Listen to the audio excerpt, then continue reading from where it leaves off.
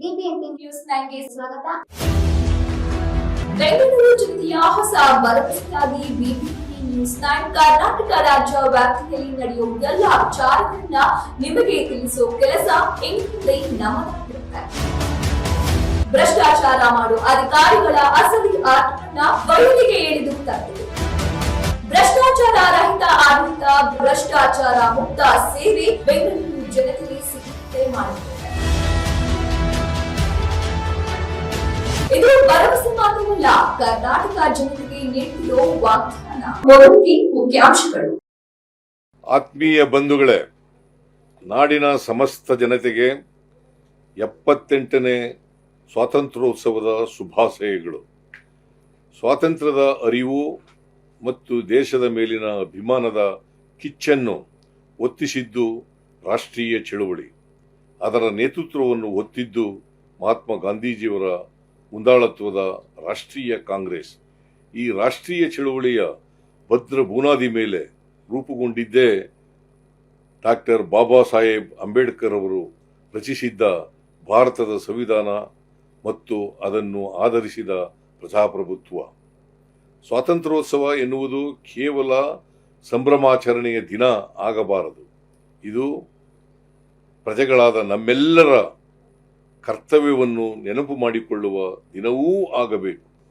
ಪ್ರಜೆಗಳಾಗಿ ನಾವು ಪ್ರತಿ ಕ್ಷಣವೂ ಜಾಗೃತರಾಗಿದ್ದು ಸಂವಿಧಾನ ಮತ್ತು ಪ್ರಜಾಪ್ರಭುತ್ವವನ್ನು ದಮನ ಮಾಡುವ ದುಷ್ಕೃತ್ಯಗಳ ಕುಟಿಲ ಪ್ರಯತ್ನವನ್ನು ವಿಫಲಗೊಳಿಸಿ ಅದನ್ನು ರಕ್ಷಿಸುವ ಜವಾಬ್ದಾರಿಯನ್ನು ನಿರ್ವಹಿಸಬೇಕಾಗುತ್ತದೆ. ಈ ಕರ್ತವ್ಯದ ಪಾಲನೆಯೇ ನಿಜವಾದ ದೇಶಭಕ್ತಿ. ಇದು ತ್ಯಾಗ ಬಲಿದಾನದ ಮೂಲಕ ಸ್ವಾತಂತ್ರ್ಯಕ್ಕಾಗಿ ಹೋರಾಡಿದ ನಮ್ಮ ಹಿರಿಯರಿಗೆ ಸಲ್ಲಿಸುವ ಗೌರವವೂ ಹೌದು. ದೇಶಭಕ್ತಿ ಎನ್ನುವುದು ನನ್ನ ಪಾಲಿಗೆ ಕೇವಲ ರಾಜಕೀಯ ಬೂಟಾಟಿಕೆಯ ಘೋಷಣೆಯಲ್ಲ.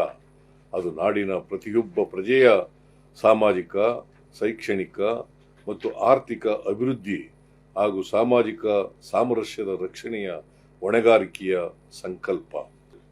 ಈ ಹೊಣೆಗಾರಿಕೆಯನ್ನು ಪ್ರಾಮಾಣಿಕವಾಗಿ ನೆರವೇರಿಸಿ ರಾಜ್ಯದ ಜನರ ಶ್ರೇಯೋಭಿವೃದ್ಧಿ ಸಾಧಿಸಲು ನಮ್ಮ ಸರ್ಕಾರ ಬದ್ಧವಾಗಿದೆ. ಇದಕ್ಕೆ ಎದುರಾಗುವ ಸವಾಲುಗಳಿಂದ ಕುಗ್ಗುವ, ಜಗ್ಗುವ, ಇಲ್ಲವೇ ಹಿಮ್ಮೆಟ್ಟುವ ಪ್ರಶ್ನೆಯೇ ಇಲ್ಲ. ಈ ಹೋರಾಟದ ಕೆಚ್ಚಿಗೆ ನಮ್ಮ ಸ್ವಾತಂತ್ರ್ಯ ಹೋರಾಟಗಾರರ ಬದುಕೇ ದೊಡ್ಡ ಸ್ಫೂರ್ತಿ. ಸ್ವಾತಂತ್ರ್ಯ ಹೋರಾಟದ ಸಂದರ್ಭದಲ್ಲಿ ನಾವು ಎದುರಿಸಿದ್ದ ಬಹುತೇಕ ಸಮಸ್ಯೆಗಳಿಗೆ ಪರಿಹಾರ ಕಂಡುಕೊಳ್ಳಲು ಇಂದು ಸಾಧ್ಯವಾಗಿದೆ ಎಂದು ಹೇಳಲು ಹೆಮ್ಮೆ ಎನಿಸುತ್ತಿದೆ. ಬಡತನ, ಅನಕ್ಷರತೆ, ನಿರುದ್ಯೋಗ ಸಮಸ್ಯೆಗಳನ್ನು ಯಶಸ್ವಿಯಾಗಿ ಎದುರಿಸಿದ್ದೇವೆ. ಆಹಾರ ಉತ್ಪಾದನೆಯಲ್ಲಿ ನಾವು ಸ್ವಾವಲಂಬನೆಯನ್ನು ಸಾಧಿಸಿದ್ದೇವೆ. ಆದರೆ ಜಾತಿ ಮತ್ತು ಧರ್ಮದ ಸೋಗಿನಲ್ಲಿ ಸಾಮಾಜಿಕ ಮತ್ತು ಧಾರ್ಮಿಕ ಸಾಮರಸ್ಯಗಳನ್ನು ಕೆಡಿಸುವ ಪ್ರಯತ್ನ ನಮ್ಮ ಅಭಿವೃದ್ಧಿಯ ಓಟಕ್ಕೆ ತೊಡರುಗಾಲಾಗಿದೆ. ಇಂತಹ ಪ್ರಯತ್ನಗಳನ್ನು ಭಂಗಗೊಳಿಸಿ ಶರಣರು, ಸಂತರು, ಸೂಫಿಗಳು, ದಾರ್ಶನಿಕರು ಜನ್ಮ ತಳೆದ ನಮ್ಮ ಕನ್ನಡ ನಾಡನ್ನು ಸರ್ವಜನಾಂಗದ ಶಾಂತಿಯ ತೋಟವನ್ನಾಗಿಯೇ ಉಳಿಸಲು ನಮ್ಮ ಸರ್ಕಾರ ಕಟಿಬದ್ಧವಾಗಿದೆ. ನಮ್ಮ ರಾಜ್ಯದ ಸರ್ವರನ್ನೂ ಒಳಗೊಂಡ ಸುಸ್ಥಿರ ಅಭಿವೃದ್ಧಿ ಮಾದರಿ ಇಂದು ಕರ್ನಾಟಕ ಮಾದರಿ ಎಂದು ದೇಶ ಪ್ರಸಿದ್ಧವಾಗಿದೆ ಎಂದು ಹೇಳಲು ನನಗೆ ಹೆಮ್ಮೆ ಅನಿಸುತ್ತಿದೆ. ನಮ್ಮ ರಾಜ್ಯ ಎಲ್ಲ ಕ್ಷೇತ್ರಗಳಲ್ಲಿ ಅಭಿವೃದ್ಧಿಯನ್ನು ಸಾಧಿಸಿದ್ದು ಹಲವು ಕ್ಷೇತ್ರಗಳಲ್ಲಿ ದೇಶಕ್ಕೆ ಮಾದರಿಯಾಗಿದೆ. ವಿಜ್ಞಾನ, ಮಾಹಿತಿ ತಂತ್ರಜ್ಞಾನ ಕ್ಷೇತ್ರಗಳಲ್ಲಿ ನಮ್ಮ ರಾಜ್ಯ ಮುಂಚೂಣಿಯಲ್ಲಿದೆ. ಮೂಲ ಸೌಕರ್ಯಗಳ ಅಭಿವೃದ್ಧಿ, ಗ್ರಾಮೀಣಾಭಿವೃದ್ಧಿ, ಕೈಗಾರಿಕಾಭಿವೃದ್ಧಿ, ಕೌಶಲ್ಯಾಭಿವೃದ್ಧಿ, ಆರೋಗ್ಯ, ಶಿಕ್ಷಣ, ಸಮಾಜ ಕಲ್ಯಾಣ, ಉದ್ಯೋಗ ಸೃಷ್ಟಿ, ಜನಸ್ನೇಹಿ ಆಡಳಿತ ನಮ್ಮ ಕನಸು ಮಾತ್ರವಲ್ಲ, ಇದೇ ಗುರಿಯಾಗಿದೆ. ಈ ಗುರಿ ಸಾಧನೆಯತ್ತ ಮುನ್ನಡೆಯುವುದೇ ನಮ್ಮ ಧ್ಯೇಯವಾಗಿದೆ. ಸಾರ್ವತ್ರಿಕ ಕನಿಷ್ಠ ಆದಾಯ, ಯೂನಿವರ್ಸಲ್ ಬೇಸಿಕ್ ಇನ್ಕಮ್ ಪರಿಕಲ್ಪನೆಯಲ್ಲಿ ಎಲ್ಲರಿಗೂ ಬದುಕಲು ಬೇಕಾದಷ್ಟು ಆದಾಯ ಸಿಗಬೇಕು ಎಂಬ ಕಾರಣದಿಂದಲೇ ನಾವು ಗ್ಯಾರಂಟಿ ಯೋಜನೆಗಳನ್ನು ಜಾರಿಗೆ ತಂದಿದ್ದೇವೆ. ಬೆಲೆ ಏರಿಕೆ, ನಿರುದ್ಯೋಗದಿಂದ ತತ್ತರಿಸಿರುವ ಜನತೆಗೆ ಇವು ಆರ್ಥಿಕ ಶಕ್ತಿಯನ್ನು ನೀಡುತ್ತಿವೆ. ಅದರಲ್ಲೂ ನೇರವಾಗಿ ಹಣಕಾಸಿನ ನೆರವು ಒದಗಿಸುವ ಗೃಹಲಕ್ಷ್ಮಿ ಮತ್ತು ಯುವ ನಿಧಿ ಯೋಜನೆಗಳು ಸಾರ್ವತ್ರಿಕ ಕನಿಷ್ಠ ಆದಾಯ ಮಾದರಿಯ ಕಲ್ಯಾಣ ಯೋಜನೆಗಳಾಗಿವೆ. ಶಕ್ತಿ ಮತ್ತು ಗೃಹಲಕ್ಷ್ಮಿ ಯೋಜನೆಗಳು ಲಿಂಗ ಸಮಾನತೆಯತ್ತ ದೃಢ ಹೆಜ್ಜೆಯನ್ನು ಇರಿಸಿದೆ. ದುಡಿಮೆ ಮಾಡುತ್ತಿರುವ ಮಹಿಳೆಯರಿಗೂ ಅವರ ಖರ್ಚಿನ ದೊಡ್ಡ ಮೊತ್ತವನ್ನು ಉಳಿಸಿ ಅವರ ಆರ್ಥಿಕ ಸ್ವಾತಂತ್ರ್ಯವನ್ನು ಹೆಚ್ಚಿಸಿದೆ. ಗ್ಯಾರಂಟಿ ಯೋಜನೆಗಳಿಗೆ ಕಳೆದ ವರ್ಷ ನಾವು 36,000 ಕೋಟಿ ರೂಪಾಯಿ ವೆಚ್ಚ ಮಾಡಿದ್ದೇವೆ. ಈ ವರ್ಷ ಈ ಯೋಜನೆಗಳಿಗೆ 52,000 ಕೋಟಿ ರೂಪಾಯಿ ನಿಗದಿಪಡಿಸಿದ್ದೇವೆ.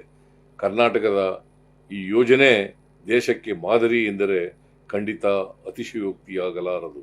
ಕಳೆದ ವರ್ಷ ಅನಾವೃಷ್ಟಿಯಿಂದಾಗಿ ನಮ್ಮ ರೈತರು ಸಂಕಷ್ಟ ಎದುರಿಸಬೇಕಾಯಿತು. ಕೇಂದ್ರ ಸರ್ಕಾರ ನೆರವು ನೀಡದಿದ್ದರೂ ರೈತರ ನೆರವಿಗೆ ನಾವು ಕೈಜೋಡಿಸಿದ್ದೇವೆ. ಬೆಳೆ ನಷ್ಟ ಅನುಭವಿಸಿದ 38,58,737 ರೈತರಿಗೆ ಒಟ್ಟಾರೆಯಾಗಿ 3,454.22 ಕೋಟಿ ರೂಪಾಯಿ ಬೆಳೆಹಾನಿ ಪರಿಹಾರ ವಿತರಿಸಲಾಗಿದೆ. ಪ್ರಸ್ತುತ ಅತಿ ಮಳೆಯಿಂದಾಗಿ ತೊಂದರೆಗೊಳಗಾದ ಜನತೆಯ ನೆರವಿಗೆ ಸರ್ಕಾರ ಧಾವಿಸಿದೆ. ಅತಿವೃಷ್ಟಿಯಿಂದ ಪೂರ್ಣವಾಗಿ ಮನೆ ಕಳೆದುಕೊಂಡವರಿಗೆ 1,20,000 ರೂಪಾಯಿ ಪರಿಹಾರ ಒದಗಿಸುವುದರೊಂದಿಗೆ ಮನೆಯನ್ನೂ ನಿರ್ಮಿಸಿಕೊಡಲು ನಾವು ನಿರ್ಧರಿಸಿದ್ದೇವೆ. ಗ್ಯಾರಂಟಿ ಯೋಜನೆಗಳು ಜನರ ಬದುಕಿಗೆ ಚೇತೋಹಾರಿಯಾಗಿದ್ದರೆ ಆರ್ಥಿಕ ಅಭಿವೃದ್ಧಿ ಎಡೆಗಿನ ನಮ್ಮ ಕಾರ್ಯಕ್ರಮಗಳು ಪ್ರಯತ್ನಗಳು ಸ್ಥಿರತೆ ತರುವ ಸಾಧನಗಳಾಗಿವೆ. ನಮ್ಮ ರಾಜ್ಯ ಹೂಡಿಕೆದಾರರ ನೆಚ್ಚಿನ ತಾಣವಾಗಿದ್ದು 2023-24 ಸಾಲಿನಲ್ಲಿ 54,427 ಕೋಟಿ ರೂಪಾಯಿ ವಿದೇಶಿ ಬಂಡವಾಳ ಹೂಡಿಕೆ ಆಕರ್ಷಿಸುವುದರೊಂದಿಗೆ ದೇಶದಲ್ಲಿ 3ನೇ ಸ್ಥಾನದಲ್ಲಿದೆ. ಪ್ರಸ್ತುತ ಸಾಲಿನಲ್ಲಿ ರಾಜ್ಯದಲ್ಲಿ ವಿವಿಧ ಸಂಸ್ಥೆಗಳೊಂದಿಗೆ 42,915 ಕೋಟಿ ರೂಪಾಯಿ ಹೂಡಿಕೆಗೆ 13 ಒಪ್ಪಂದಗಳನ್ನು ಮಾಡಿಕೊಳ್ಳಲಾಗಿದೆ. ಇದರಿಂದ ರಾಜ್ಯದಲ್ಲಿ 22,600 ಉದ್ಯೋಗ ಸೃಷ್ಟಿಯಾಗುವ ನಿರೀಕ್ಷೆ ಇದೆ. ರಾಜ್ಯದ ವಾಣಿಜ್ಯ ವಹಿವಾಟು ಕ್ಷೇತ್ರ ಅತ್ಯಂತ ಬಲಿಷ್ಠವಾಗಿದೆ. 23-24 ಸಾಲಿನಲ್ಲಿ ರಾಜ್ಯವು $1,66,545 ಮಿಲಿಯನ್ ಮೊತ್ತದ ರಫ್ತು ಮಾಡಿ ದೇಶದಲ್ಲೇ ಮೊದಲನೇ ಸ್ಥಾನದಲ್ಲಿದೆ. ರಾಜ್ಯದ ನೀರಾವರಿ ಯೋಜನೆಗಳನ್ನು ತ್ವರಿತಗತಿಯಲ್ಲಿ ಅನುಷ್ಠಾನಗೊಳಿಸುವ ಉದ್ದೇಶದಿಂದ ಈ ಬಾರಿ ಹೆಚ್ಚಿನ ಅನುದಾನ ಒದಗಿಸಲಾಗಿದೆ. ಎತ್ತಿನಹೊಳೆ ಯೋಜನೆಯಡಿ ಪ್ರಸಕ್ತ ಸಾಲಿನಲ್ಲಿ ಈವರೆಗೆ 855.02 ಕೋಟಿ ರೂಪಾಯಿ ಕೃಷ್ಣಾ ಮೇಲ್ದಂಡೆ ಯೋಜನೆ ಹಂತ 3ರಡಿ 151.16 ಕೋಟಿ ರೂಪಾಯಿ ವೆಚ್ಚ ಭರಿಸಲಾಗಿದೆ. ಗ್ರಾಮೀಣ ರಸ್ತೆಗಳ ಅಭಿವೃದ್ಧಿಗಾಗಿ PMGSY ನಮ್ಮ ಗ್ರಾಮ ನಮ್ಮ ರಸ್ತೆ ಮತ್ತು ವಿಶೇಷ ಅಭಿವೃದ್ಧಿ ಯೋಜನೆಗಳಡಿ ಒಟ್ಟು 803 ಕಿಲೋಮೀಟರ್ ಉದ್ದದ ರಸ್ತೆಯನ್ನು 463.11 ಕೋಟಿ ರೂಪಾಯಿ ವೆಚ್ಚದಲ್ಲಿ ಅಭಿವೃದ್ಧಿಪಡಿಸಲಾಗಿದೆ.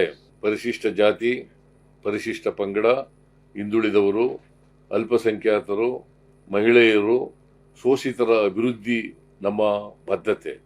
ಸ್ವಾತಂತ್ರ್ಯದ ಫಲವನ್ನು ಸಮಾಜದ ಕಟ್ಟಕಡೆಯ ಪ್ರಜೆಗೂ ತಲುಪಿಸುವುದು ನಮ್ಮ ಕನಸು. ಈ ನಿಟ್ಟಿನಲ್ಲಿ ಸರ್ಕಾರ ಯೋಜನಾಬದ್ಧವಾಗಿ ಹೆಜ್ಜೆ ಇರಿಸುತ್ತಿದೆ.